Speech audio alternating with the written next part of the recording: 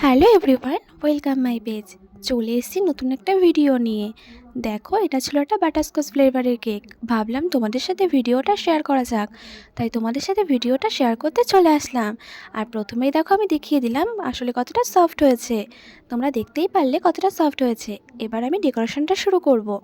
আর তোমরা যারা যারা আমার ভিডিওগুলো দেখছো তারা তারা কিন্তু অবশ্যই কমেন্ট করে জানিও আমার ভিডিওগুলো কেমন লাগছে।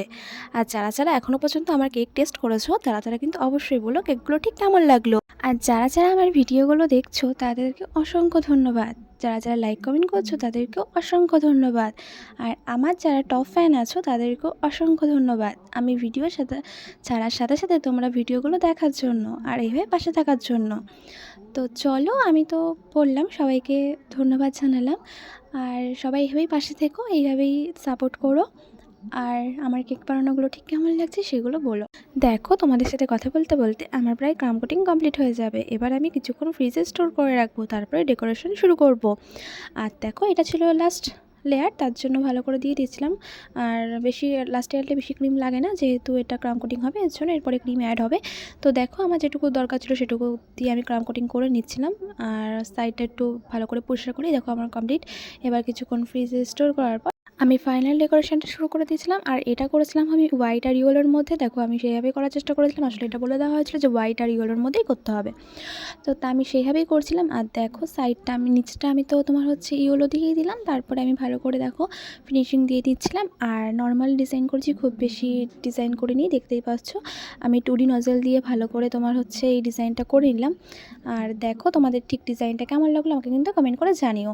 আর দেখো, আমার কেমন একটু ফাঁকা ফাঁকা লাগছিলো বা একটু কম কম লাগছে, তার জন্য আমি ভাবলাম এখানে কিছু সুগার বল অ্যাড করা যাক। তার জন্য আমি কিছুটা সুগার বল অ্যাড করে দিয়েছিলাম।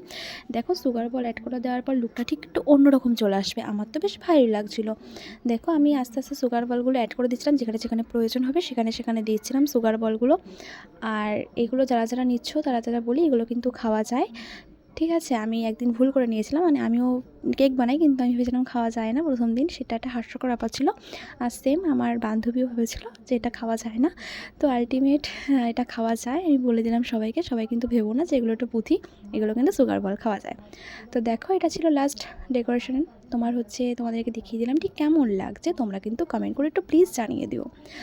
আর এরপরে তো আমি নাম লিখবো, নাম লেখার পর তোমাদের ফাইনাল লুক দেখাচ্ছি। তার আগে আমার ভিডিওটা যদি ভালো লাগে লাইক কমেন্ট আর শেয়ার করে দিও। আর দেখো, এটা হচ্ছে এই ডেকোরেশনের ফাইনাল লুক। সাইডটা তোমাদেরকে দেখিয়ে দিচ্ছি, এবার তোমাদেরকে নামটাও দেখিয়ে দেবো। তো দেখো, নিচটা একটু ওয়েভের মধ্যে রেখেছিলাম, দেখতেই পাচ্ছ সাইডটা। আর এটা ছিল ফাইনাল লুক, তোমাদেরকে বলেই দিলাম। আর দেখো, নাম লেখার পর তোমার ঠিক কেমন লাগছে একটুখানি আমাকে বলে দিও। চলো, আজকের মতন টাটা, দেখা হবে অন্য কোনো ভিডিওতে আর অন্য কোনো ভিডিওর সাথে। চলো, টাটা।